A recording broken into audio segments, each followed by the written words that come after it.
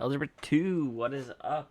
This is your video for the day. Make sure you are following along, you are taking notes, and doing everything you can to be ready for tomorrow. So today we're going to talk about some radical and rational exponent equations. We're going to solve some equations today.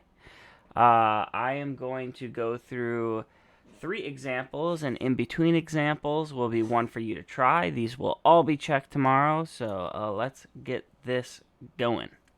So we are solving radical equations. Radical equations. So radical equations are just equations that involve a root. So here's a good example of one. Here's an equation because it has an equal sign and it has a root. Our job is solving for x. So here are your basic 4 steps of solving each one of these. Number 1 is isolating the radical. So your job is to get the radical and everything that's on the inside all alone on the left or the right side. After that, you'll raise each side of the equation to the same exponent as the number on the shelf. And then you're going to solve the remainder using your normal steps, possibly quadratic formula if it's a quadratic. And then lastly, we have to check our solution. So let's go ahead and take a look at number 1. Number 1, we have 2 times the square root of x plus 1 equals 4. So we always start with our waterfall down the equal sign. So go ahead and do that. There it is. Okay, first thing we are trying to do is we want to get the radical square root x plus 1 all by itself. It is not by itself. It is being multiplied by 2. The opposite operation is to divide by 2. So we are going to divide both sides of our equation by 2 to start. When we do this, the 2's cancel on the left, and we are left with the square root of x plus 1 equals 4 divided by 2, which is 2.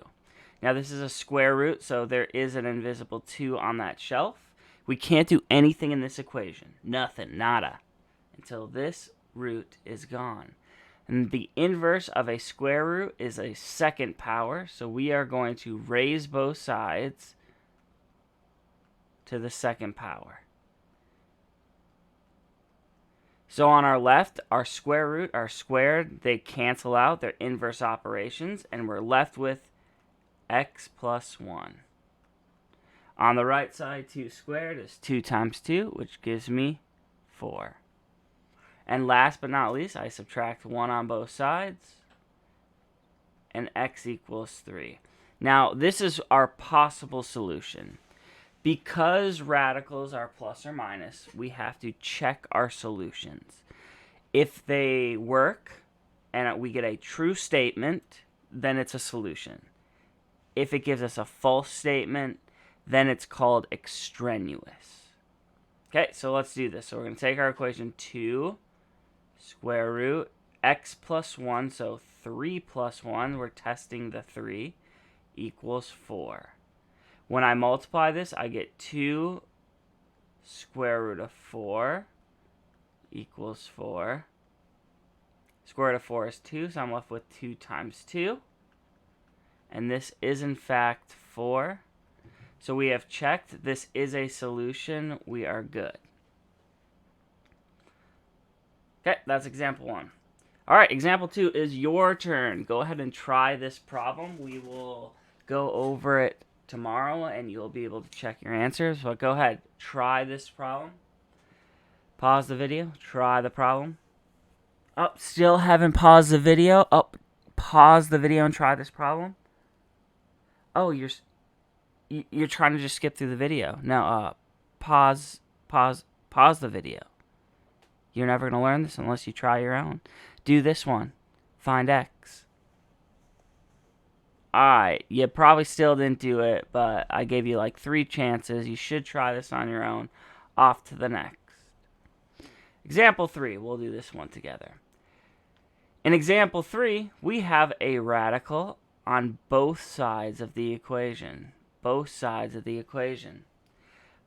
Since both radicals are already isolated, one on the left, one on the right, we actually can do some math magic and get rid of this bad boy. These have little baby 2's on the shelf, even though we don't see them. So we're going to raise both sides of our equation to the power of 2.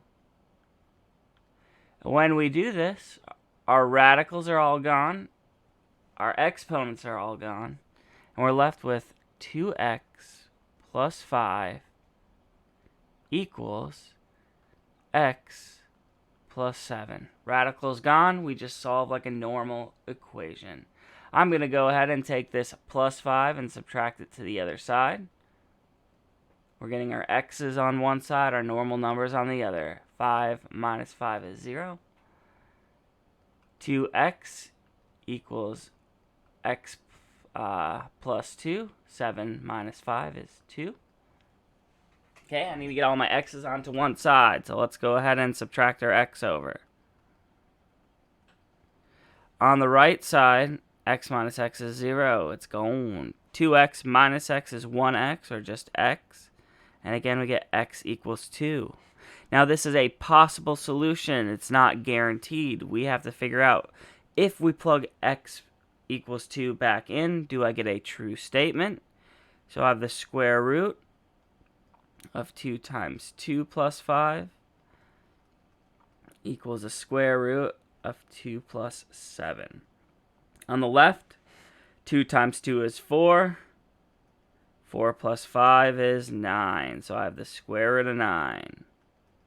2 plus 7 is 9. Square root of 9. The square root of 9 is equal to the square root of 9. So 2 is a solution. Alright, your turn again. Pause your video. Take some time. Work with the people around you. Use your brain. Figure out, can you find the value of x? Make sure you check it. Pause the video and do it. Let's go, go, go. Alright, hopefully you tried the video. Hopefully you paused my video and you tried this problem. Now that you've done it, it's gone awesomely, and you've checked your solution, let's go to the next one. Alright, example number 5. When I look at example number 5, I can see that I already have a square root all isolated. The square root, which again, this has an invisible 2, it's already all by itself on one side, so it's time to get rid of it already. So I'm going to draw my squiggle down the equal sign. The only way I can get rid of a square root is by squaring it, or raising it to the second power.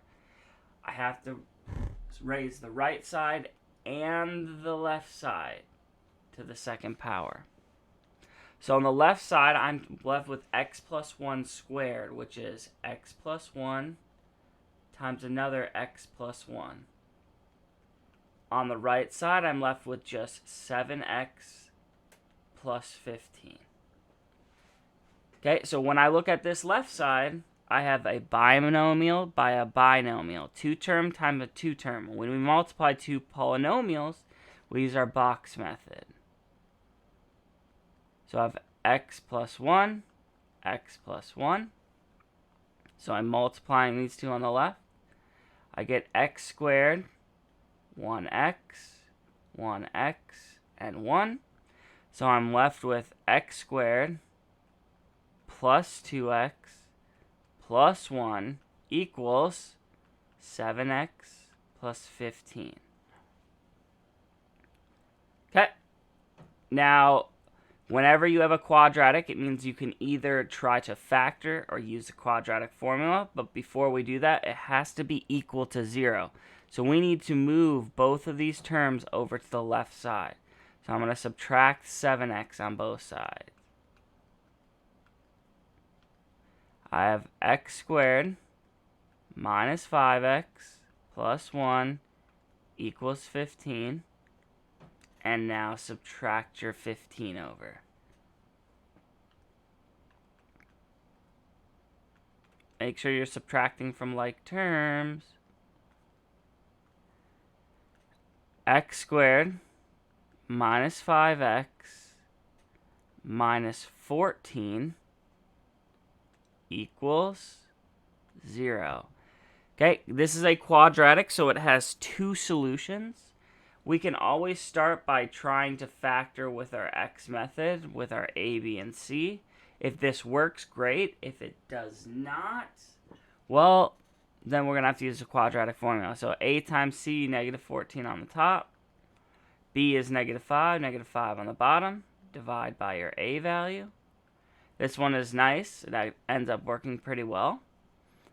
We can take negative 7 and 2. Those multiply to negative 14 and add up to negative 5. So 2 and negative 7 are our factors. Remember, these are our factors. Our solutions are the opposite. So our two possible solutions are x equals positive 7 and x equals negative 2. Now, we need to check both of these. Again, we must check both to see if they give us a true statement or if they are extraneous. So, let's plug in my 7 first. So I have 7 plus 1 equals the square root of 7 times 7 plus 15. Plugging in 7 for my x. On the left, I get 8. On the right, I get 49 plus 15, which is 64. And the square root of 54 is 8. So this 7 does work. Let's try another one. Or try our other one. So plugging in negative 2 now. Negative 2 plus 1 equals the square root of 7 times negative 2 plus 15. On the left side, I get negative 1. On the right side, this is negative 14 plus 15.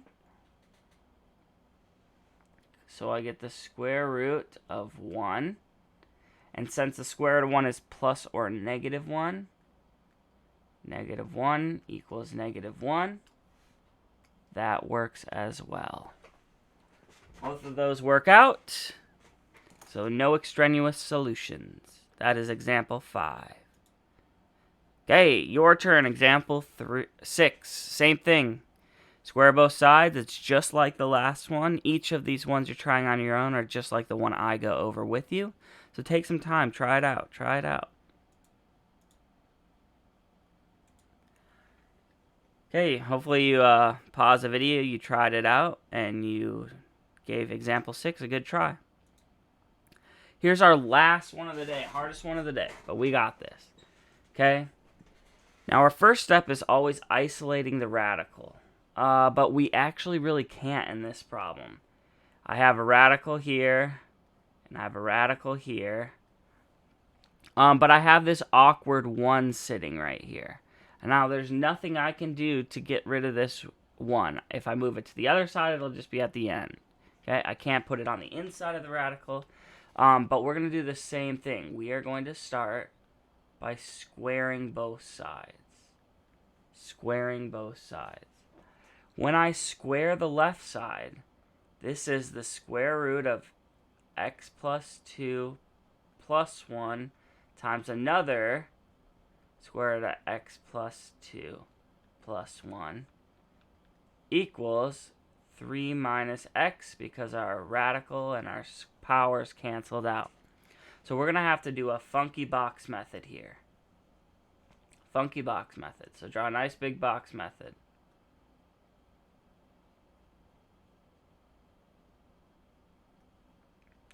So we have square root of x plus 2 and 1. A square root of x plus 2 and 1. When I multiply these two together, I'm left with just x plus 2. 1 times x square root of x plus 2 is square root of x plus 2. 1 times the square root of x plus 2 is the square root of x plus 2. 1 times 1 is 1. So what I'm left with on the left side is x plus 2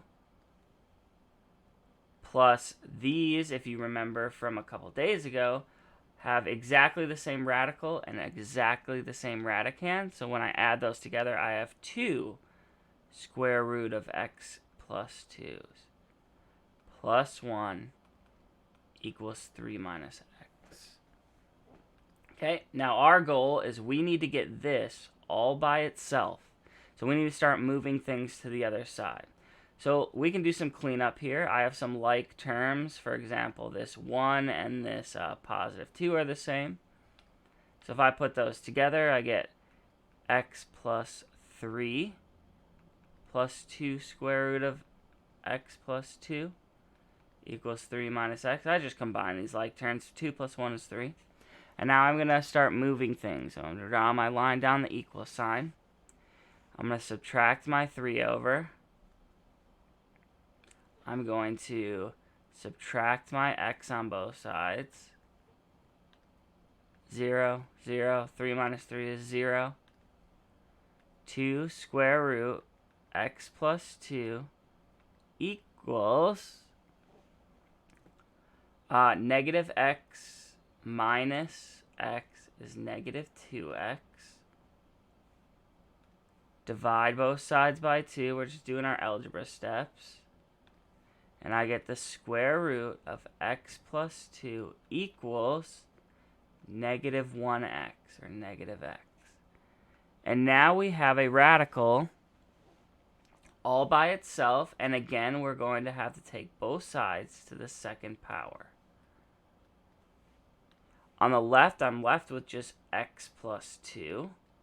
On the right, look, negative x times negative x would be positive x squared. So x squared.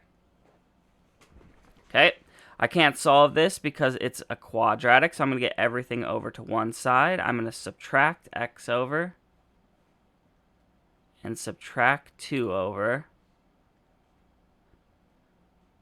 leaving me with 0 equals x squared minus x minus 2. And we will try to factor. If we can't factor, we use the quadratic formula. A times c is negative 2, with negative 1 on the bottom, dividing both sides by 1. It looks like if I use negative 2 and 1, this works just perfectly. 1 is a factor, negative 2 is a factor, which means my solutions are x equals positive 2 and x equals negative 1 because we flipped the sign. Okay, and then last but not least, we're going to check these two answers. Okay, so I'm going to plug in 2 and 1 back into the original. So the square root of 2 plus 2 plus 1 equals the square root of 3 minus 2. So here, the square root of 2 plus 2, square root of 4 plus 1 equals square root of 1. 2 plus 1 equals 1. 3 equals 1. This does not work, which means that 2 is extraneous. Does not work. And then we will check negative 1. Okay. So square root of negative 1 plus 2 plus 1 equals the square root of 3 minus negative 1. So negative 1 plus 2 is 1. Square root of 1 plus 1 equals the square root of 4. I get 1 plus 1 equals 2. 2 equals 2. That solution does work. So our only solution for this one is x equals negative 1 because 2 was extraneous. Alright, that's the last type of problem we'll do. You have one to do on your own. You have fun with that. Pause your video, get it done. Have a great day.